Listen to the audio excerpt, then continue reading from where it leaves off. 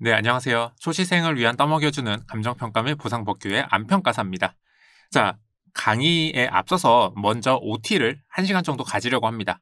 일단 본격적으로 보상법규를 배우기에 앞서서 우리가 정복해야 되는 이 법규라는 과목이 어떤 과목이고 또 어떤 전략을 가지고 공부해야 되는지 먼저 분석해야 되지 않겠습니까? 자, 그래서 제가 OT 시간을 준비했습니다. OT에 앞서서 제가 먼저 제 소개를 가볍게 드리도록 하겠습니다. 자, 저는 안평가사라고 합니다. 아마 유튜브에서 뵌 분들이 훨씬 많을 것 같아요. 자, 저는 23기 감정평가사고요. 올해로 약 12년 차 정도 현업 경험을 가지고 있습니다. 그리고 아시는 분들은 아시겠지만요. 사실 저는 법을 전공하지는 않았습니다. 사실 법과는 무관하게 공대, 그 중에서도 전기 전자를 전공했고요. 그러다 보니까 이 법을 전공하지 않으신 분들이 법규 강의를 처음 들었을 때 어떻게 느껴지는지 저는 아주 정확하게 알고 있습니다. 자, 그래서 제 강의는요, 이 비전공자로서 저와 같은 비법학도의 눈높이에 맞춘 그런 강의를 할 예정입니다. 자, 근데 여러분 궁금하지 않으세요? 실무라는 과목도 있고 이론이라는 과목도 있는데 제가 왜 법규를 강의하게 됐는지. 자, 오늘 OT 시간이니까 제가 간단하게 제 공부 경험담 한번 얘기해 드려 볼게요. 저는 공대를 졸업했잖아요. 근데 이 공대 공부 스타일이 어떠냐면요. 유제, 연습 문제를 풀면서, 그러니까 문제풀이를 중심으로 공부를 많이 하거든요. 그래서 저는 이렇게 문제풀이를 통해서 공부하는 거에 되게 익숙한 사람이었는데요. 아니, 법규를 이렇게 처음 딱 공부를 해보니까 책에 글씨밖에 없는 거예요. 예제도 없고 연습 문제도 없었어요. 그러다 보니까 이걸 어떻게 공부해야 되지? 이게 진짜 막막하더라고요. 심지어 그 당시에 이제 되게 유명하던 그런 법규 강사님들 강의 스타일이 어땠냐면요. 법을 꼼꼼하게 알기 쉽게 가르쳐 주시는 그런 강사님들은 계셨는데요.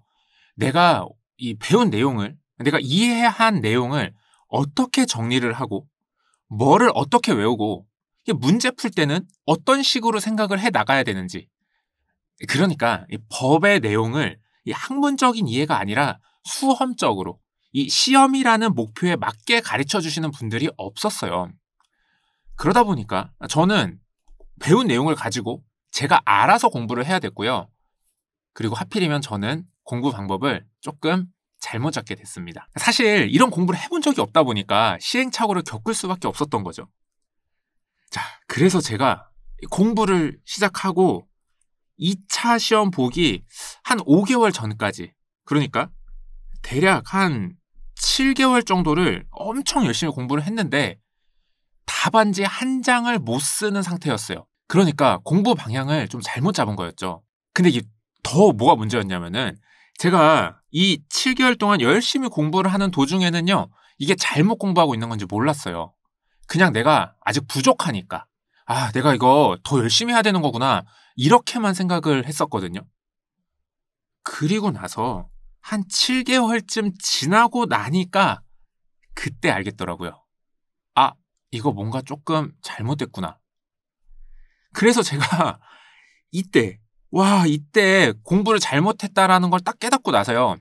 그때 저랑 같이 공부하던, 그러니까 공부하던 형 중에 처음부터 법규를 되게 잘하셨던 형이 있었거든요. 그래서 그 형의 공부 방법으로 법규 공부 방법을 완전히 바꿨어요. 그리고 나서 한 2개월 동안 진짜 미친 듯이 공부를 했거든요. 그러고 나서 딱 2달 만에 제가 모의고사에서 시험지 20장을 다 채웠습니다. 그러니까 저는 이 7개월을 공부하고도 답안지 한 장을 못 쓰는 공부 방법도 해봤고요. 2달 만에 20장을 다 채우는 공부 방법도 경험을 해본 거죠. 그러면서 제가 요 2달 동안 공부를 하면서 진짜 법규에 대해서 많은 걸 느꼈어요. 그래서 제가 이때 느낀 법규에서 가장 중요한 것이 무엇이고 무엇을 먼저 해야 되는지, 이때 깨달은 것들을요, 다른 분들에게도 나눠드리기 위해서 이렇게 법규 강의를 하게 되었습니다. 제가 우연히 이렇게 얻게 된 노하우들을요, 이 강의를 통해서 여러분들에게 다 전달해 드리도록 하겠습니다. 자, 그러면 그래, 노하우 알겠어. 근데 이 노하우가 진짜 믿을만한 노하우야? 라고 하시는 분들이 있을 것 같아서 잠깐 말씀드리면요. 제 교재로 3개월 공부하신 분들이요. 59점까지 나오신 분 계시고요. 한 3개월 공부하시고 50점 초반 나오시는 분들은 꽤 많습니다. 그리고 이제 합격 수기 보셔서 아시겠지만 이제 일반적으로 공부하는 이 2년차 수험생 기준으로요. 저한테 배우신 분들 60점 넘으시는 분들은 아예 너무 많고요. 다른 강사님 것들 하나도 안 보고 제가 가르쳐 드리는 것들 하나하나 그대로 잘 따라주신 분들요. 한 67점까지 받으신 분도 계십니다. 자, 요런 거를 보면은 제가 알려드리는 이 노하우라는 거 요게 아마 크게 잘못되지는 않은 것 같다라고 생각을 하고 있습니다. 네, 제 소개는 이 정도로 간단하게 마치고요. 저에 대한 또 다른 정보들은 수업하면서 차차 서로 알아가 보도록 하겠습니다. 자, 그 다음으로요. 우리 지금 공부하는 이 법규라는 과목의 시험 범위에 대해서 설명을 해드려 보도록 하겠습니다. 자, 우리 이 법규라는 과목에요. 공식 시험 범위는요. 제가 여기 적어드린 요 3가지 법들입니다. 토지보상법, 부동산공시법, 감정평가법 요 3가지가 우리 시험의 공식 시험 범위입니다. 참고로 이 밑에 작은 글씨로 써드린 거 있잖아요. 요거는 요 법들의 풀네임이에요. 정식 명칭이거든요. 근데 이게 너무 길잖아요. 그래서 우리 법제처에서 이 공식적인 약칭을 만들어줬어요. 그래서 요 굵은 글씨가 공식적인 약칭이고요. 저는 앞으로 수업할 때 요거 다 약칭을 사용해서 수업할 겁니다. 그래서 여러분들도 요 약칭을 기준으로 사용해 주시면 되겠습니다. 자, 근데 우리 시험 범위가 이렇게 3가지라고 그랬는데요. 여러분들은 지금 스텝 1에 행정법이라는 법을 배우고 계십니다. 이거 우리 시험 범위가 아닌데 왜 행정법을 배울까요? 자, 이거 왜 그러냐면요. 지금 우리 시험 범위에 해당하는 이 3가지 법들이요. 다 행정법이라는 카테고리에 속해 있는 법이라서 그래요. 그래서 우리가 이 3가지 법들, 이 법을 배울 때 이 법을 해석하는 방법, 이 법에 규정되어 있지 않은 부분을 처리하는 방법, 이 법과 관련된 소송을 거는 방법, 이런 것들이요. 다 요 행정법이라는 이 행정법의 기본 원칙에 따라야 됩니다. 그래서 우리가 이 정식 시험 범위인 3가지 법을 배우기에 앞서서요. 먼저 행정법이라는 그 뼈대, 기틀을 먼저 배워야 된다. 이렇게 생각하시면 되겠습니다.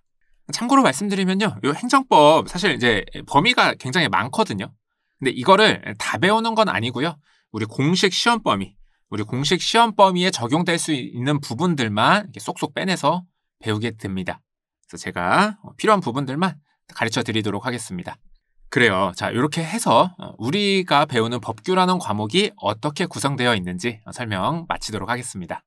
그 다음으로 자, 우리가 본격적으로 공부를 하기 전에 알아야 될 거 뭐냐? 적을 알고 나를 알아야 됩니다. 그래야지만 우리가 효율적으로 공부를 할 수 있어요. 그래서 이 행정법이라는 적이 과연 어떻게 나오는 거고 그리고 이 문제를 풀기 위해서 어떤 지식이 필요하고 내가 어떤 능력이 있어야 행정법에서 고득점을 낼 수 있는지 그거를 먼저 한번 살펴보도록 하겠습니다. 자, 여러분들 교재 오늘 참고 자료로 나눠드린 유닛 OT 1 펼쳐주시면 좋겠습니다.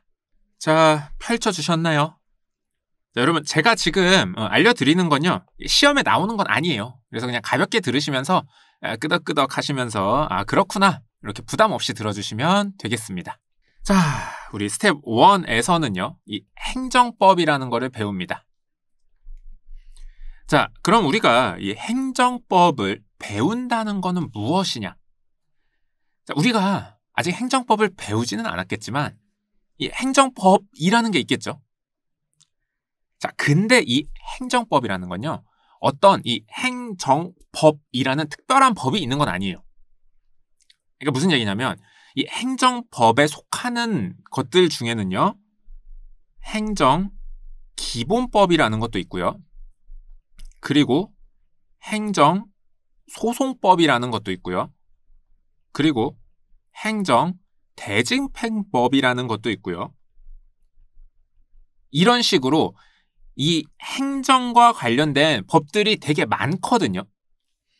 자, 우리가 배워야 되는 이 행정법이라는 건요, 바로 이 행정과 관련된 여러 가지 법들을 다 싸잡아서 표현하는 의미예요.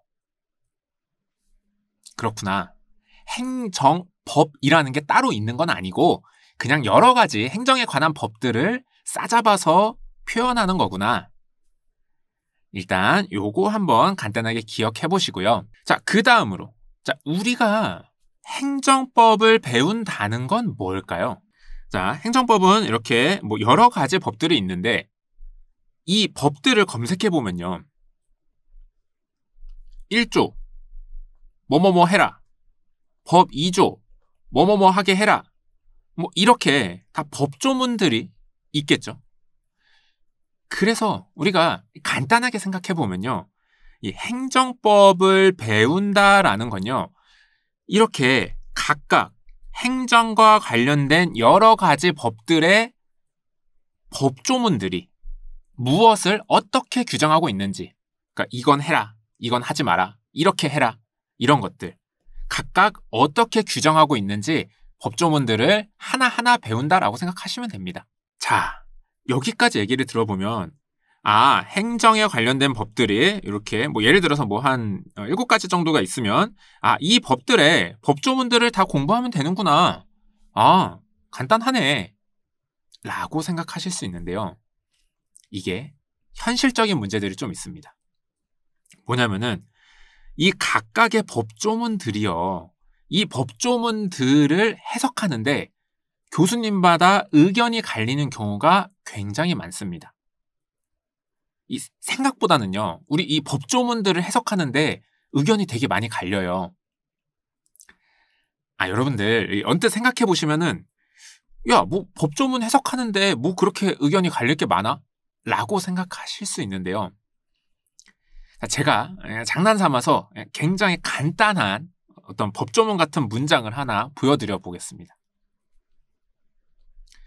자, 대한민국 남자들은 국방의 의무를 진다.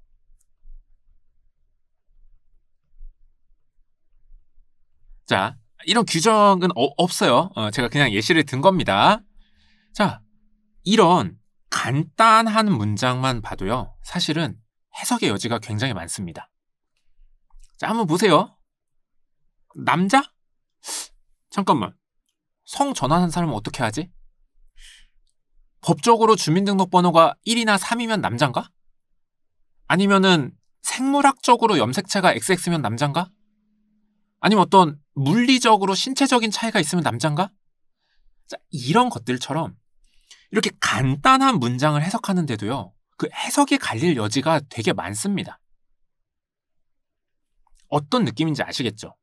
자, 이런 것처럼 이런 제가 들어드린 간단한 문장도 해석의 여지가 많은데 더 복잡한 법조문들은 해석의 여지가 많겠죠. 그래서 여러분들이 이 행정과 관련된 요 법들을 배우실 때 이 각각의 법조문만 배우는 거 아니고요. 이 법조문을 해석하는 교수님의 의견도 같이 배웁니다. 예를 들면은 이 법조문에 대해서요. A라고 해석하는 교수님도 계시고요. 또 어떤 교수님은요. 이거를 B라고 해석하는 교수님도 계십니다. 그리고 이거를 C라고 해석하는 교수님도 계십니다. 자, 이렇게 이 법조문을 해석하는 교수님의 의견들을요. 우리가 학설이라고 부르는데요. 안타깝지만 다 외워야 됩니다. 자, 그리고 이거 교수님의 의견뿐만이 아니라요. 실제 판례, 실제 우리 재판에서는 이 법조문들을 어떻게 해석하고 있는지도 배웁니다. 자, 이렇게 어떤 법조문이 있고요. 이 법조문에 대한 교수님의 의견을 살펴보고 판례를 살펴보고요. 이렇게 다양한 의견들을 살펴보고 난 다음에 최종적으로 나의 결론을 도출합니다.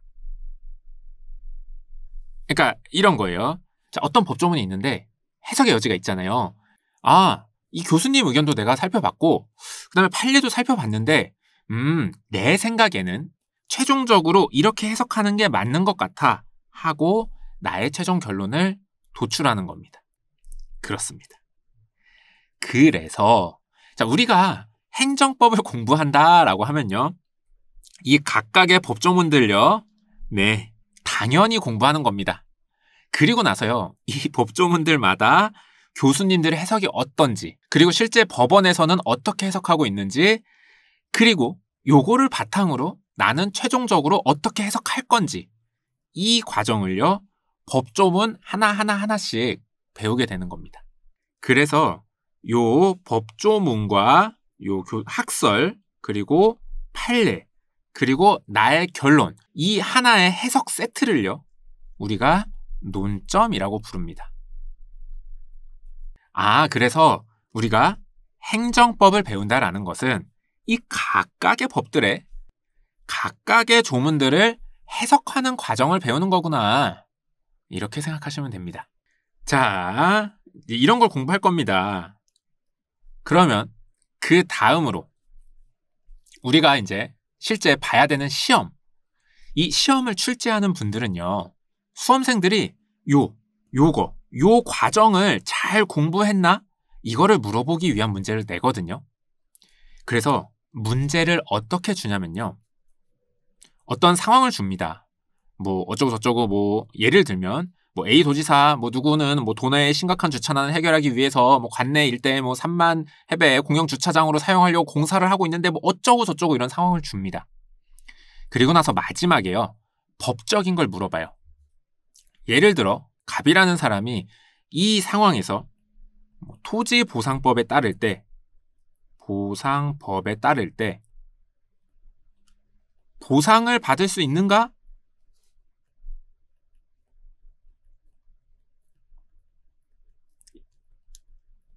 이렇게 법적인 판단을 물어봅니다. 자, 이런 물음을 딱 마주쳤을 때 어떻게 대답해야 될까요? 당연히 법대로 대답하면 됩니다. 법에서 하라는 대로 대답해주면 돼요. 그래서 이 문제를 어떻게 풀어가야 되느냐? 지금 문제에서 이 주어진 상황에 적용해야 되는 법조문을 픽해야 됩니다. 딱 보니까 이 상황에서는 5조가 적용되겠구만. 이 상황에서는 7조가 적용돼야 되겠어. 이런 식으로요. 이 문제 상황에 어떤 법조문을 적용해서 풀어야 되는지 적절한 법조문을 픽하는 이런 판단을 해야 됩니다. 그래서 일단은 이 법조문을 적용할 거야 라는 걸 답안지에 써주시고요. 그리고 나서 이 법조문을 이제 정확하게 해석을 해야 되잖아요. 그래서 이 법조문을 해석하는 교수님의 생각, B 교수님, C 교수님 이렇게 학설을 살펴보고요. 그 다음에 판례의 생각도 살펴보고요. 그리고 마지막으로 최종적으로 나의 결론도 도출합니다. 자, 이 과정을 통해서 우리가 이 문제 상황에 적용하고자 하는 법조문을요. 정확하게 해석을 해냅니다. 그리고 이 정확하게 해석해낸 법조문을 바탕으로 이 물어보는 거에 대답을 하는 겁니다. 내가 이 문제 상황에 이 법조문을 적용할 건데 이 법조문은 이런 뜻이야. 그래서 이 법조문을 이 문제 상황에 적용해 보니까 갑은 보상을 받을 수 있겠어. 이런 식으로 대답하면 문제 풀이가 적절하게 이루어진 게 됩니다. 자, 요거 제가 간단하게 한번 정리해 볼게요. 필기하실 필요는 없습니다. 자, 우리가 이런 행정법 문제를 풀 때 첫 번째 해야 될 거, 문제에 적용할 법조문과 그 해석 세트 혹은 요거를 합쳐서 저희가 논점이라고 부르기로 했습니다. 요거를 픽한다. 요거를 잘 어떤 걸 적용할지 판단을 해야 됩니다. 요게 첫 번째고요. 그리고 두 번째는요. 이 해석 세트, 즉 이 논점을 문제 상황에 적용해서 물어보는 것에 답한다 라는 이 두 가지 단계를 거쳐서 행정법 문제를 풀게 됩니다. 그렇습니다. 자, 이렇게 해서 우리가 행정법 문제를 풀기 위한 프로세스를 분석해 봤습니다. 자, 그러면 이 각각의 프로세스를 잘하기 위해서는 우리가 어떤 것을 공부하고 어떤 식으로 공부 전략을 세워야 될지 요거를 한번 도출해 보도록 하겠습니다.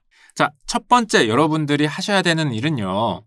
이 문제 상황에 적용할 법조문과 해석 세트. 즉 앞으로는 요거를 논점이라고 부르겠습니다. 자, 이거를 픽해야 되잖아요. 자, 요거를 픽하려면 어떻게 해야 될까요? 자, 첫 번째. 일단 논점을 다 외우고 있어야 됩니다. 고 있을 것. 그러니까 이거를 우리가 다 외우고 있어야 어떤 문제 상황을 딱 보고서 아, 얘를 써야 되나? 아, 쟤를 써야 되나? 아, 얘를 쓸까? 하고 골라낼 수 있잖아요. 그래서 여러분들이 문제를 잘 풀기 위해서 가장 먼저 할 일은요. 논점을 다 외우고 있어야 됩니다. 그러니까 언제 어떤 상황에서도 적절한 논점을 내가 픽할 수 있도록 머릿속에 다 가지고 있어야 된다는 거예요. 자, 그리고 두 번째. 문제 상황에 적용할 논점을 잘 픽할 수 있어야 된다. 픽해야 한다. 그러니까 이 어떤 법조문들이 이 상황에 적용되는지 내가 적절한 법조문을 고르려면요. 이 법조문들에 대한 이해도가 높아야 돼요. 그래야지 아, 이 법조문은 여기에 적용되는 거야. 아, 이 논점은 여기에 적용하는 거 아니야. 이렇게 우리가 잘 픽할 수 있습니다. 참고로요. 요 두 번째 물어보는 거에 답한다. 요거는 뭐 별로 어렵지 않기 때문에 지금은 따로 생각하지 않겠습니다. 자, 그러면은 여기까지 봤을 때 우리가 이 문제를 잘 풀기 위해서 행정법을 공부하는 포인트, 우리가 전략적으로 포커싱을 맞춰야 되는 포인트는 바로 이 두 가지입니다. 자, 저는 이거를 퍼즐 조각으로 비유를 많이 하거든요. 이거 아마 유튜브에서 들어보신 분들도 있을 텐데, 자, 이렇게 한번 생각해 볼게요. 자, 문제가요. 어떤 퍼즐 조각을 잘 맞춰야 되는 게 목표인 문제라고 해볼게요. 뭐 이렇게 판이 있고, 뭐 이렇게 어떤 퍼즐 조각들을 맞춰야 되는 이런 길들이 있겠죠. 자, 이때 우리가 퍼즐을 잘 맞추려면요. 일단 다양한 상황에 사용할 수 있는 퍼즐 조각들을 많이 들고 있어야 돼요. 그러니까 퍼즐 조각들을 많이 들고 있으면 있을수록 내가 어떤 상황에서도 필요한 것들을 이렇게 쏙쏙 꺼내서 맞출 수가 있잖아요. 그러다 보니까 일단은 다양한 퍼즐 조각을 많이 들고 있는 게 중요합니다. 자, 이게 제가 요 첫 번째 얘기한 거, 논점을 많이 외우고 있는 거, 이게 퍼즐 조각 들고 있는 것에 해당합니다. 조각 많이 들고 있기. 그리고 나서 이제 주어진 문제 상황에 적용할, 이 문제 상황에 맞게 딱 필요한 퍼즐 조각들을 잘 골라서 맞추는 연습을 하면 됩니다. 아, 지금 이 상황에서는 요 퍼즐 조각 써야겠다. 요 퍼즐 조각으로 써야겠다. 요렇게 고르는 연습, 요거를 잘 해주셔야 됩니다. 네, 저는요, 이 법규 공부 방법을요, 이렇게 퍼즐 맞추기로 비유를 하고 있습니다. 그러니까 이거예요. 여러분들이 이 법규 공부라는 게 되게 어려워 보이지만요, 되게 심플하게 얘기하면 잘 외우고 잘 고르자, 이 두 가지만 연습하면 되는 겁니다. 그리고 이 두 가지가요. 오늘부터 1년 반 후에 여러분이 합격하는 날까지 해야 되는 것, 이 두 가지가 전부입니다. 그래서 여러분들이요, 법규 공부를 하실 때 항상 이 두 가지 포인트에서 포커싱을 맞춰서 집중을 해주셔야 돼요. 즉, 외우는 거는 외우는 대로 집중해서 잘 외워주시고요.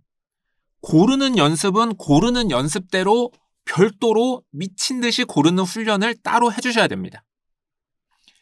이렇게 여러분들이 이 목표하는 포커스를 딱 맞춰서 공부를 하시면요, 깔끔하고 빠르게 실력을 올릴 수 있습니다. 그리고 이렇게 접근하는 시각이 여러분들이 법규 공부를 효율적으로 하실 수 있는 접근 방법입니다. 뭐 참고로 말씀드리면요, 그리고 사실 우리가 보는 게 시험이잖아요.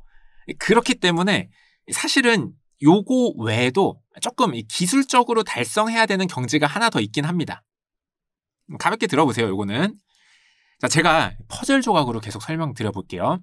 이 퍼즐 조각을요, 이 출제자가 원하는 대로 딱 완벽하게 맞아 떨어지게 딱딱딱 이렇게 맞춰줘야 되는데요. 자, 가끔씩 내가 준비한 퍼즐 조각이요, 조금 작게 준비했을 수도 있고요. 퍼즐 조각이 이렇게 이 출제자가 원하는 것보다 조금 크게 내가 준비를 해놨을 수도 있어요. 그러면은 출제자가 원하는 대로 이걸 딱 맞추기 위해서는요, 내가 들고 있는 퍼즐 조각을 조금 잘라야 될 때도 있고요. 내가 조금 적게 외워놓은 거를 이렇게 이렇게 늘려야 되는 경우도 생깁니다. 이렇게 내가 외워놓은 퍼즐 조각을요, 상황에 맞게, 출제자의 의도에 맞게 조금 늘려 쓰기도 하고 조금 줄여서 핵심만 쓰기도 하는 그런 경지가 있습니다.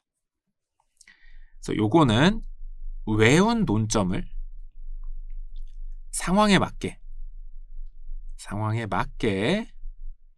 늘리고 줄이기 라는 경지가 하나 더 있습니다. 그러니까 요거 조금 더 설명드리면요, 우리가 시험 시간이 정해져 있잖아요. 100분으로 정해져 있잖아요. 그래서 사실 우리가 답안을 쓸 수 있는 시간이 정해져 있고 우리 글씨 쓰는 속도도 한계가 있잖아요. 자, 그러다 보니까 무조건 많이 쓸 수가 없어요. 그래서 핵심만 좀 줄여서 쓰기도 하고 강조하고 싶은 거는 좀 늘려서 쓰기도 해야 된다. 요런 좀 늘리고 줄이는 과정도 필요하다. 요런 얘기입니다. 그래서 요 세 번째 경지까지 올라서는 거, 요게 사실상 마지막 경지라고 보시면 됩니다. 이게 왜 마지막 경지냐? 자, 여러분들 한번 상상해 보시면요. 자, 요거 내가 외운 거를 늘리고 줄이기를 잘하려고 하잖아요.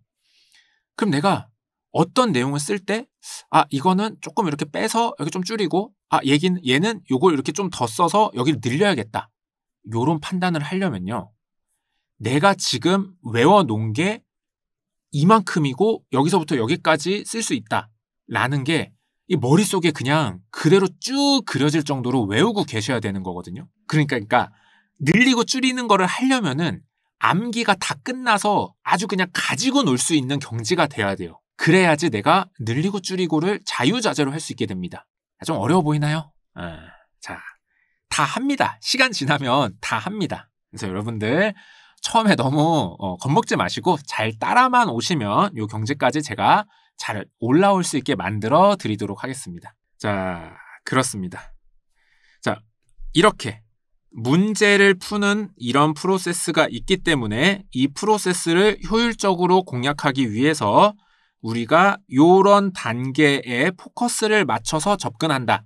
요게 제가 생각하는 법규 공부의 큰 틀입니다. 물론 이제 이렇게 법규를 접근하는 게 좀 다른 강사님들이랑 다르긴 한데요. 제가 직접 경험하고 깨달은 건요, 이게 가장 효율적인 공부 방법이라는 거는 맞습니다. 그렇습니다. 자, 이렇게 해서 우리 이 법규라는 과목 어떻게 접근해야 되는지에 대한 설명 마치도록 하겠습니다. 자, 요 내용을 제가 정리해둔 교재 잠깐만 봐볼게요.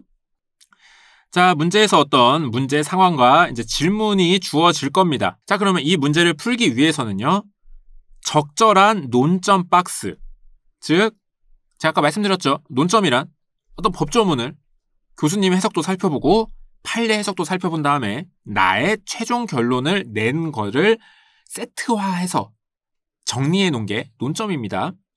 자, 그래서 어떤 거를 쓸지 내가 떠올려야 됩니다.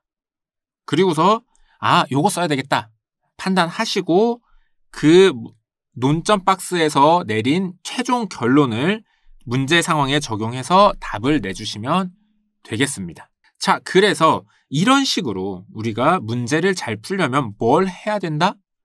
일단 논점 다 외워놔야 됩니다. 안 외우고서는 답이 없어요. 그 다음에 문제를 일단 많이 풀어봅니다.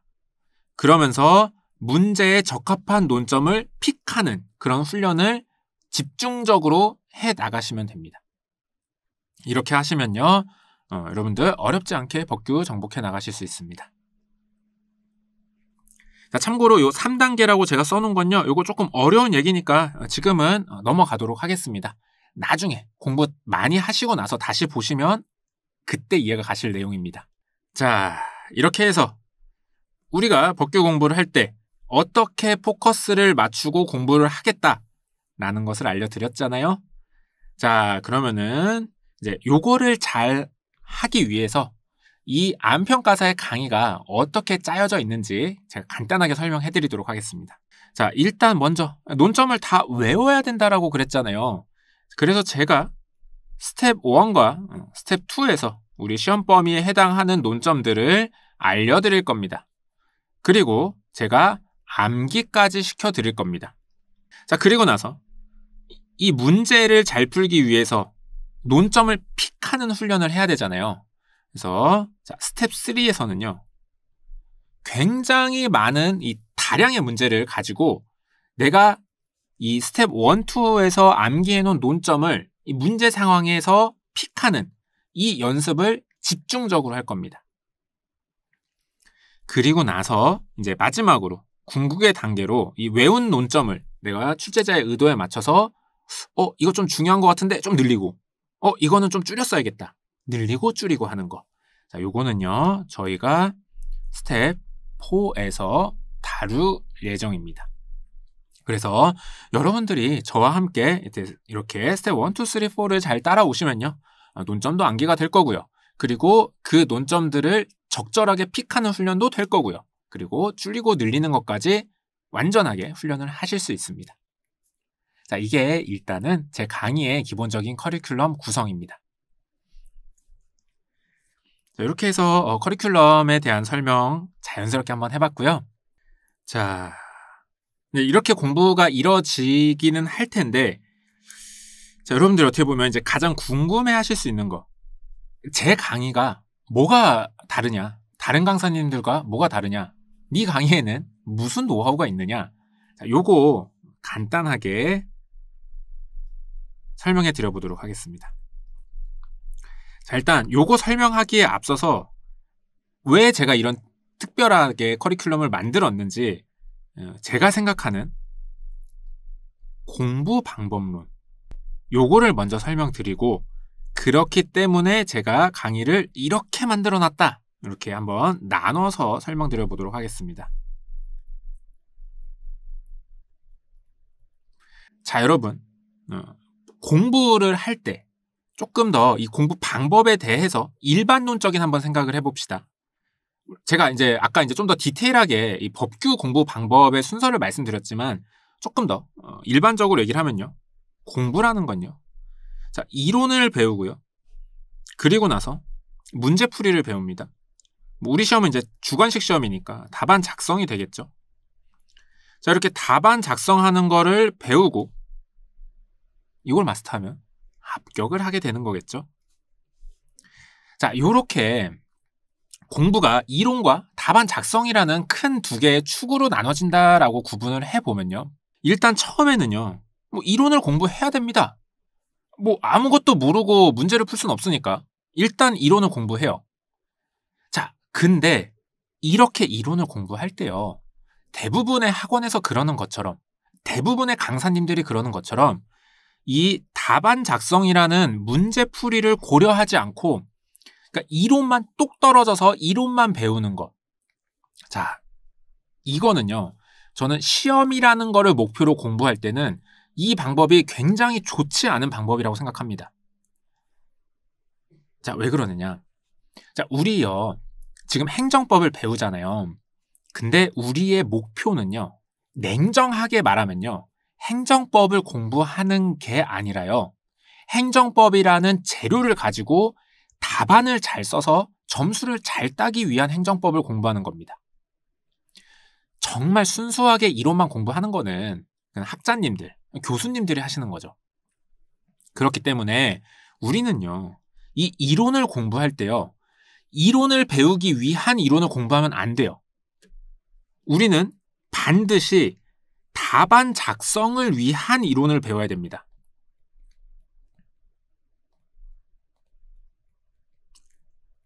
자, 근데 이렇게 할 때 되게 어려운 점이 있어요. 왜냐면 처음에 여러분들이 답안 작성을 해본 건 아니잖아요. 그래서 사실은요. 제가 요 이론을 공부할 때 여러분들 이거 답안 작성을 위해서 이렇게 공부하셔야 됩니다. 이렇게 공부하셔야 됩니다. 얘기는 해드리겠지만 대부분의 분들은 어떤 느낌을 받냐면요. 내가 답안 작성을 뭐 해본 적이 없어서 잘 모르겠지만 안평가사가 이렇게 하라고 하니까 일단 이런 식으로 해봐야겠다. 이런 느낌으로.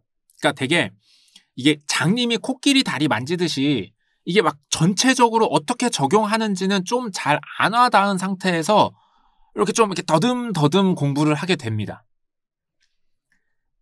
근데 여러분들이 이 단계를 넘어서 답안 작성하는 단계까지 일단 넘어가잖아요.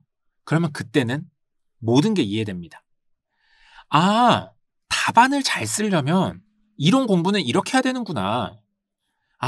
이걸 이렇게 정리해놔야 답안 쓰기가 편하구나. 이걸 이렇게 외워야 점수 따기 좋구나.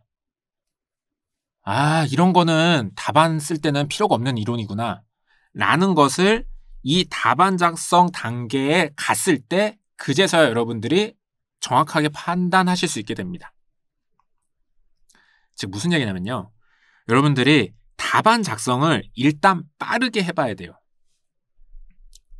답안 작성 단계를 빠르게 경험해야 됩니다.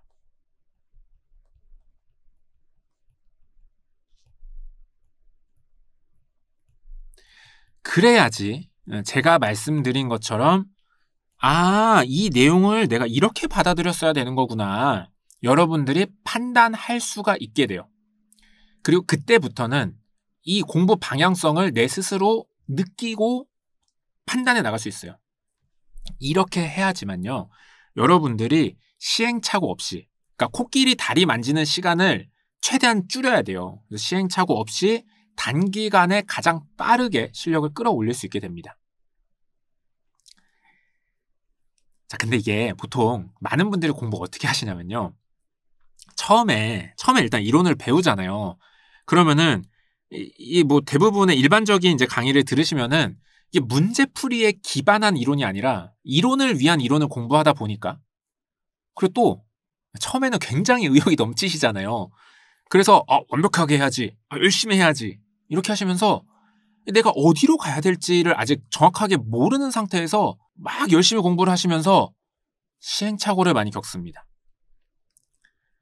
당연히 그렇게 되겠죠.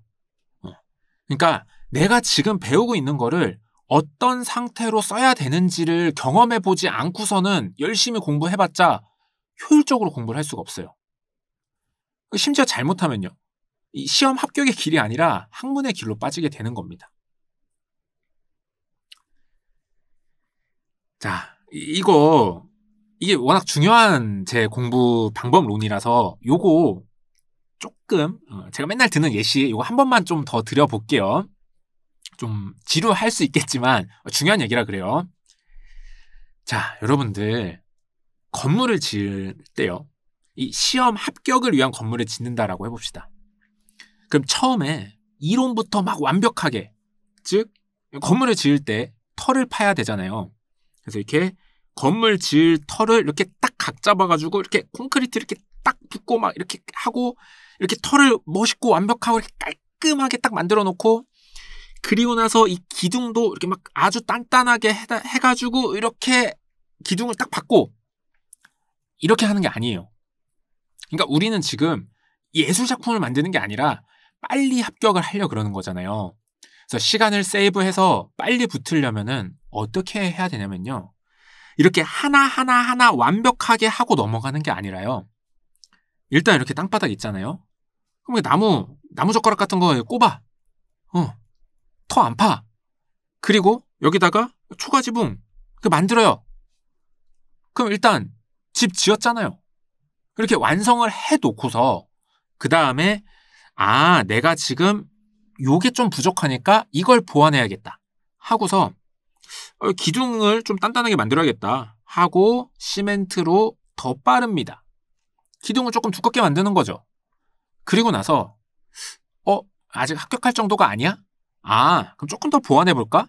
하고 초가지붕 말고 기와지붕으로 이제 만들어 봅니다. 자, 이런 식으로 일단 전체를 빠르게 만들어 놓고요. 그리고 그 필요한 부분들을 그때 메워 나가시다 보면요. 그 중간쯤에 합격합니다. 그러니까 이 완벽한 건물을 만들고 나서야 합격하는 게 아니란 말이에요. 아시겠죠? 그래서 요런 마인드셋을 가지고 초반에는 대충 빨리빨리 치고 나가면서 어디를 가야 된다? 답안 작성 단계, 요 단계를 빠르게 경험을 해야 됩니다. 그러니까 여러분들 이게 하나하나 완벽하게 하고 넘어가려고 하잖아요. 어떻게 되느냐? 터 파는 거에서만 너무 고민을 많이 해요. 완벽하게 하려고 하니까. 기둥 세우는 거에 대해서 고민을 머리 터지게 합니다. 자, 근데 이런 디테일한 고민들은요. 일단 집을 짓고 나잖아요. 안 하는 고민이에요. 그래서 여러분들이 이렇게 막 완벽하게 이렇게 하려고 공부를 하다 보면요. 불필요한 고민들을 너무 많이 하느라고 시간을 잡아먹어서 공부 기간 무조건 늘어납니다. 그래서 우리는 일단 집을 지어 놓고요. 그리고 나서 쓸데 있는 고민들을 집중적으로 그때 가서 깊게 고민하셔야 되는 거예요.